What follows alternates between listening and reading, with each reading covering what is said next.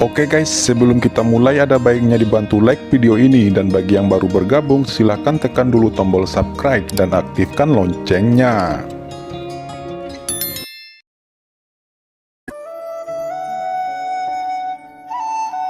Qin Chen langsung mengangguk dan berkata, "Saya memang akan memasuki Laut Guntur. Jika saya bertemu Presiden Tianxun Anda, saya secara alami saya akan membantunya. Tetapi pemuda ini tidak akan dengan sengaja mengambil risiko. Terima kasih Tuan Muda Chen.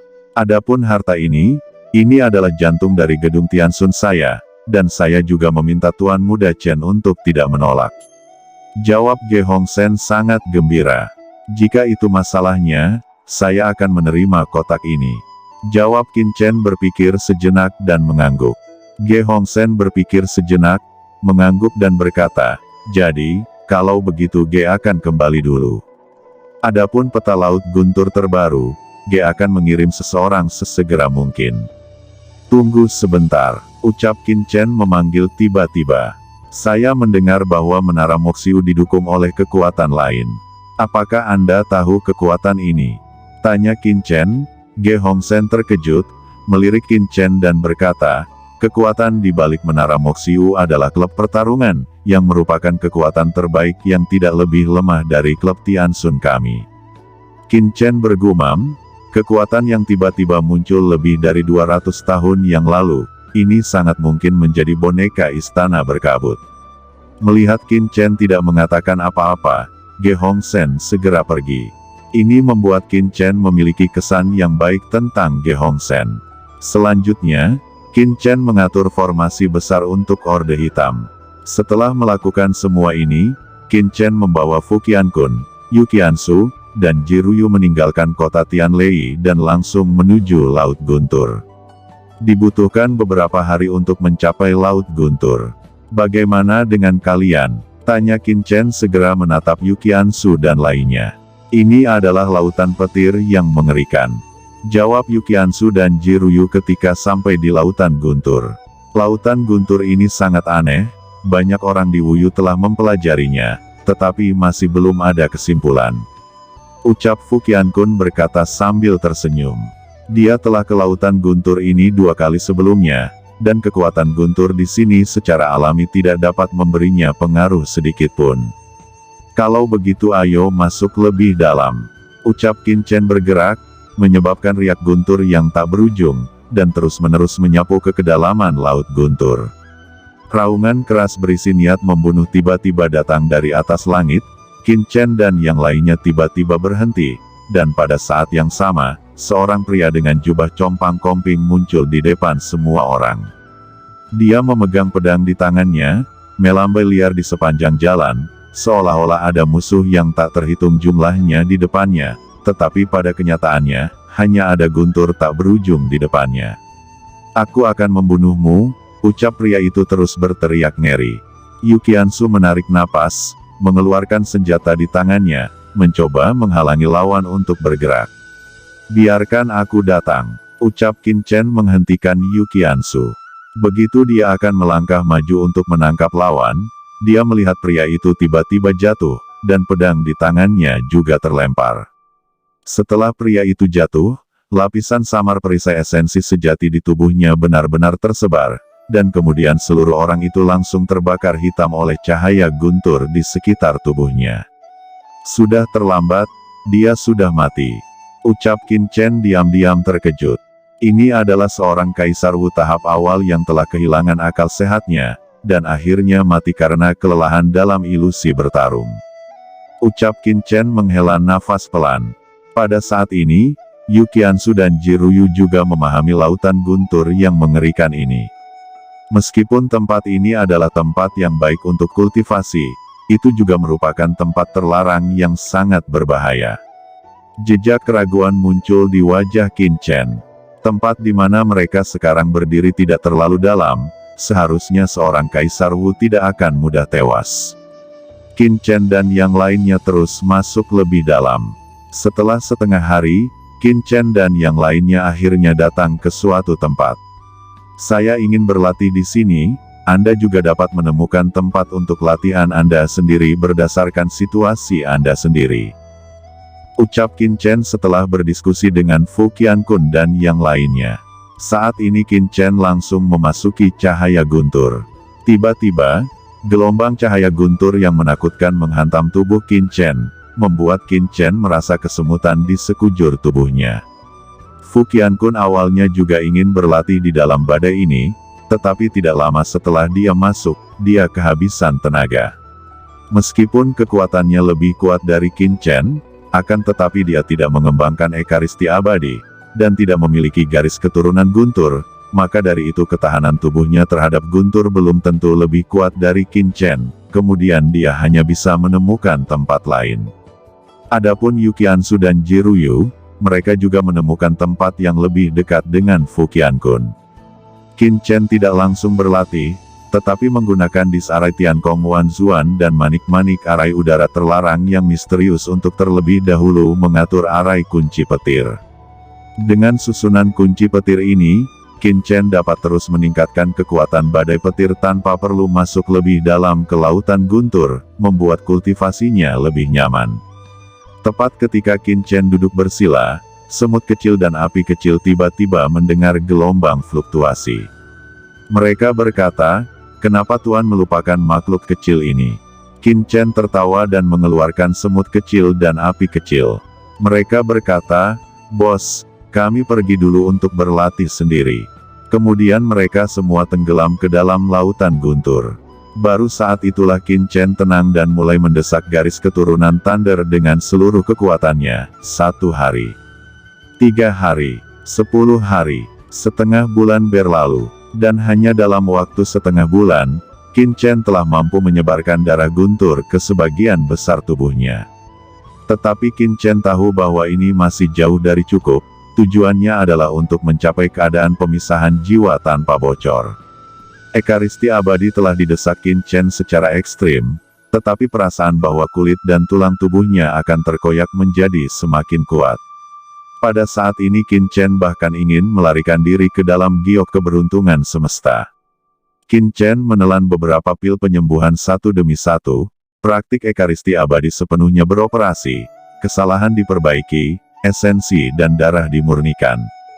Yang paling penting adalah bahwa Qin Chen menjalankan garis keturunan guntur dengan panik, menggunakannya untuk melawan pusaran badai mengerikan yang tak berujung ini.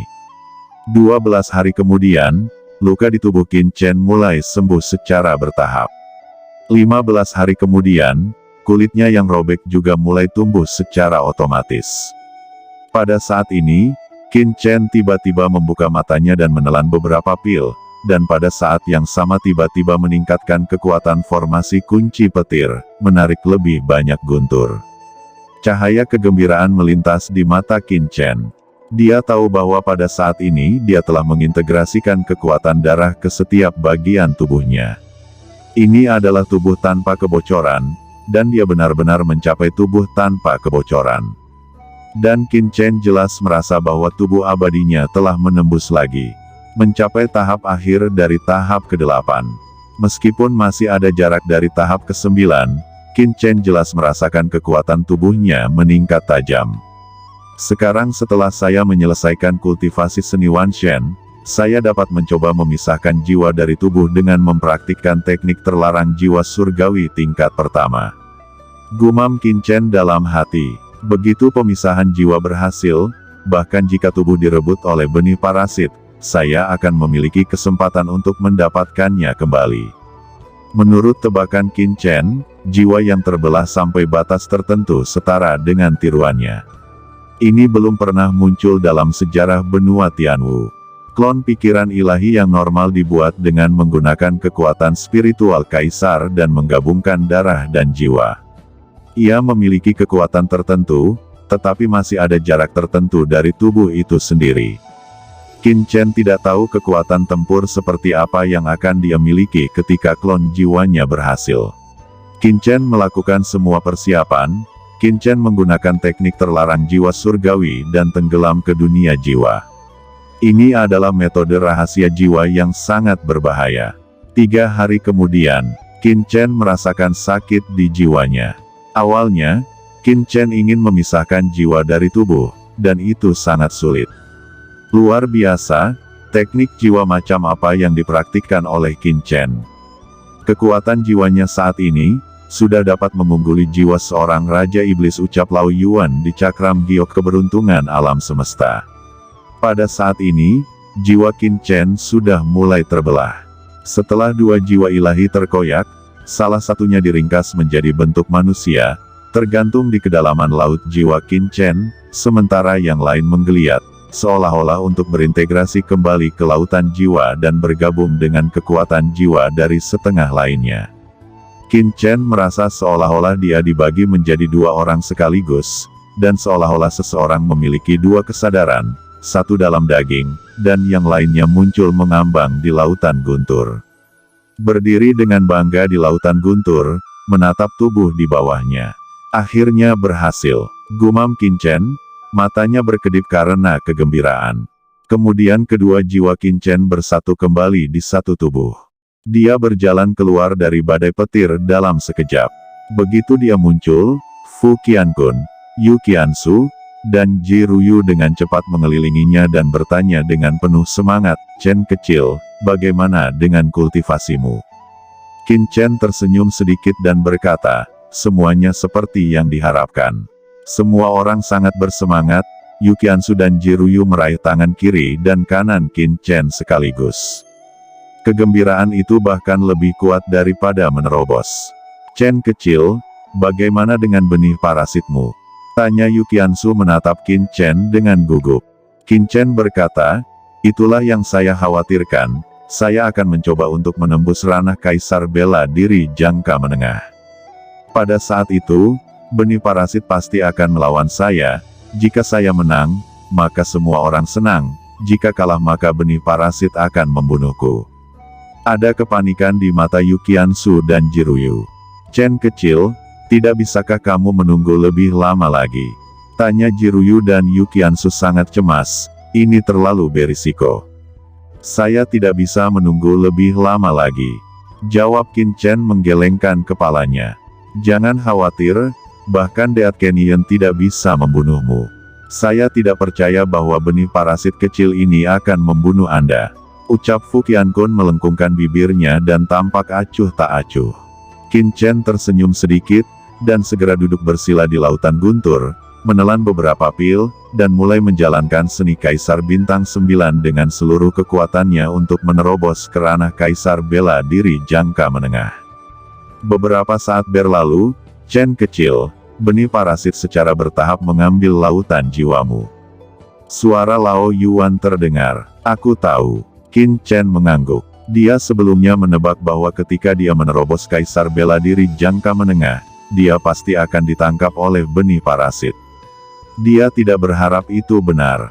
"Tunggu saat benih parasit benar-benar menguasai tubuhku baru kemudian meluncurkan serangan balik," ucap Qin Chen. "Sepertinya kamu akan melawan pada saat-saat terakhir. Jika ini masalahnya, Anda harus mendapatkan kekuatan benih parasit ini, menyerapnya, dan menggabungkannya," ucap Lao Yuan berkata tiba-tiba. Dunia bergetar, dan kekuatan tak terlihat meresap. Wudi jangka menengah, Chen Shao telah menembus Wudi jangka menengah. Teriak kaget Ji Ruyu dan yang lainnya bergemuruh dan gugup. Fu Qiankun juga sedikit khawatir. Benih parasit emas dalam pikiran Qin Chen bersinar, tiba-tiba berubah menjadi cahaya keemasan, melayang ke kedalaman lautan jiwa Qin Chen dan sepenuhnya menempati tubuh Qin Chen. Pada saat kritis, jiwa Qin Chen tiba-tiba terpisah dari tubuhnya. Selain itu, pada saat meninggalkan tubuh, Qin Chen memacu api iblis King Lian dengan cepat, dan api iblis King Lian dengan cepat berubah menjadi lautan api, dan mencegah invasi parasit. Cahaya keemasan yang dipancarkan oleh biji parasit emas bertabrakan dengan api iblis King Lian. Namun, kekuatan api iblis King Lian masih gagal menghentikan benih parasit emas, dan langsung masuk ke dalam lautan jiwa Qin Chen. Sungguh fisik iblis yang sempurna. Tubuhmu adalah fisik iblis yang sempurna. Ini adalah tubuh yang diimpikan oleh semua iblis alien. Selama iblis alien mendapatkan tubuhmu, mereka akan langsung kembali ke kekuatan puncaknya tanpa hambatan apapun. kata Lao Yuan kaget. Qin Chen berkata, ternyata inilah rencana Gunandu, ibu kota selatan kuno. Lao Yuan berkata, Anda tidak bisa membiarkannya meningkatkan basis kultivasi Anda. Setelah benih parasit meningkatkan basis kultivasi Anda, itu akan sepenuhnya terintegrasi dengan tubuh fisik Anda, dan akan sulit untuk mendapatkan kembali tubuhmu. Ketika Lao Yuan cemas, Qin Chen sudah mulai menjalankan teknik terlarang jiwa surgawi. Jiwanya berubah menjadi aliran cahaya, masuk kembali ke dalam tubuh dan tenggelam ke lautan jiwa. Benih parasit berjuang dengan panik dan menyerang balik Qin Chen. Di luar tubuh Qin Chen, benih parasit emas berubah menjadi makhluk hitam pekat, berteriak marah bersiap untuk pergi. Jangan biarkan itu pergi, teriak Lao Yuan berkata dengan cemas. Begitu Qin Chen mendapatkan kembali tubuhnya, dia menggunakan sangkar jiwa yang kuat untuk langsung menyelimuti makhluk hitam yang menakutkan ini. Benih parasit adalah jiwa yang paling sempurna. Sekarang dia hanya memiliki jejak kesadaran naluriah. Anda dapat merebutnya dengan jejak kekuatan jiwa, dan benih parasit ini akan menjadi tiruan Anda dari ras alien, dan itu adalah klon iblis alien yang paling sempurna. Semua kekuatan benih parasit menciptakan kemungkinan tak terbatas. Ucap Lao Yuan menjelaskan. Klon dari klan alien, ucap Qin Chen terkejut. Lao Yuan berkata, itu benar, orang biasa mungkin tidak dapat melakukan ini, tetapi Anda sebelumnya telah mencapai pemisahan dua jiwa, mewakili dua individu yang berbeda, dan dapat hidup sendiri-sendiri. Jelas Lao Yuan bahkan lebih bersemangat daripada Qin Chen. Tanpa diduga, benih parasit ini memiliki kegunaan lain seperti itu. Jawab Qin Chen terkejut. Bagaimana cara melakukannya? Qin Chen segera bertanya. Pertama, hilangkan keinginan benih parasit ini, kata Lao Yuan. Qin Chen mendesak darahnya, dan darah mengerikan itu tiba-tiba berubah menjadi guntur, menyelimuti benih parasit. Benih gelap berjuang dengan menyakitkan, bergegas dari kiri ke kanan, mencoba melarikan diri dari pengepungan Qin Chen, tetapi setelah meninggalkan lautan jiwa Qin Chen, bagaimana mungkin benih parasit sederhana bisa menjadi lawan Qin Chen? Di bawah erosi konstan api iblis King Lian, naluriah benih parasit tiba-tiba berteriak. Sekarang gunakan klon jiwamu untuk berbaur dengan benih ini dan menjadi klonmu. Lao Yuan berkata lagi. Jiwa Qin Chen terbelah seketika. Ini adalah teknik terlarang jiwa surgawi. Setelah benih parasit kehilangan jiwanya, ia memiliki waktu terbatas di ruang ini. Jika tidak disita tepat waktu, ia akan segera melebur ke dunia dan berasimilasi dengan aturan. Setelah lebih dari 100 langkah, dia akhirnya sampai di mata benih parasit. Dia mengulurkan tangannya dan menekankan tangannya ke benih parasit, dan perubahan itu tiba-tiba terjadi. Qin Chen merasakannya dengan hatinya dan melepaskan kekuatan jiwanya ke dalamnya, sehingga benih parasit dapat mengenali tuannya dan menjadi satu. Benih parasit tumbuh dari ukuran yang sangat kecil lagi, dan berubah menjadi bentuk manusia seperti Qin Chen, langsung membungkus setengah dari jiwa Qin Chen di dalamnya. Pada akhirnya, benih parasit perlahan menggeliat dan berubah menjadi Qin Chen lain, yang terlihat sangat mirip dengan penampilan Qin Chen, tetapi memiliki karakteristik dan temperamen unik dari ras iblis alien. Akhirnya berhasil, ucap Lao Yuan berkata dengan penuh semangat. Qin Chen akhirnya menghela nafas lega, dan Qin Chen kedua menunjukkan ekspresi yang sama. Qin Xiaozi, bagaimana perasaanmu? Ucap Lao Yuan tertawa, meskipun benih parasit itu adalah tiruanmu, itu sebenarnya satu denganmu. Klon yang dibuat oleh benih parasit tidak perlu khawatir untuk melawan dan keluar dari kendali Anda. Anda harus dapat merasakan bahwa meskipun jiwa Anda terbagi menjadi dua, itu tetap satu. Namun, meskipun avatar ini mematuhi aturanmu, ada pemikiran terpisah di antara keduanya. Jika klonnya terlalu kuat, klon itu mungkin tidak terkendali dan bahkan dapat membunuh tubuh utama dan menggantinya.